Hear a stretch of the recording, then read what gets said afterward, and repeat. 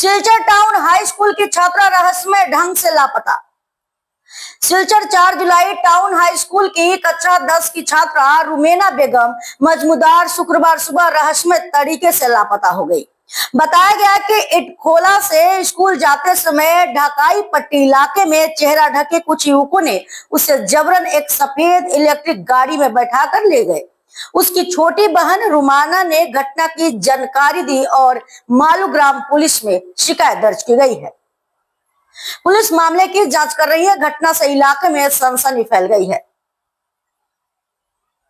আসলাম ফালাইতে সময় দুজন মানুষে দেখছে দেখিয়া কইছে তারা যে আমরা ওখানে ছেলেটার লগে গল্প করছি, কিন্তু আমরা ছেলেটাকে জানিও না।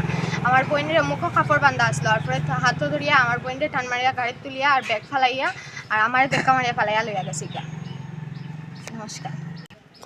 গাড়িটা এল্টো গাড়ি আসলো সাদা কালারের। 3 জন আসলাম, ছেলে 3 জন, 3 জনের মুখে কাপড় বান্ধা আসলো। সন্দেহ আছে একজনের উপরে। আমরা মানে বাবার পিসির তো বাইরের ছেলে, হে একবার আমরা ওরকম কইছিল, তার লাগে তার উপরে আমরা বেশি সন্দেহ আছে।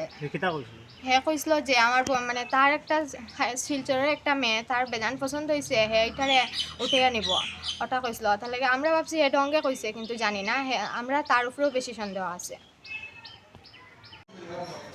আমি টাউন হাই স্কুলের প্রধান শিক্ষক। ঘটনাটা তো স্কুলের বাইরে ঘটছে, এটা লাগে আমি ব্যাপারে বিশেষ কিছু জানি না। তবে পুলিশ প্রশাসনরা কইমছে ছাত্রীরা কোনো মতে উদ্ধার করিয়া দেওয়া হোক।